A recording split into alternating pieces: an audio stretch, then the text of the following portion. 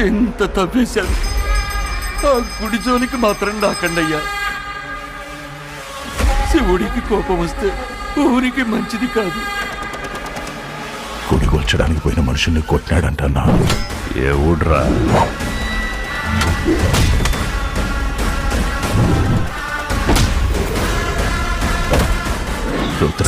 ఎంతో మందిని చూశాను. మొట్టమొదటిసారిగా నా చేత కన్నీళ్లు చిందించిన శత్రువు నువ్వు. ఒక్కసారి లంకలో కత్తి కట్టారు అంటే ఆ మనిషిని సంపకుండా వదలరు. వాడి సొంత మనుషులే వాడి మీద కత్తి కడుతున్నారంట.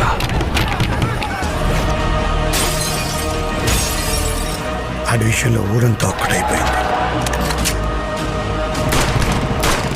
ఇంకా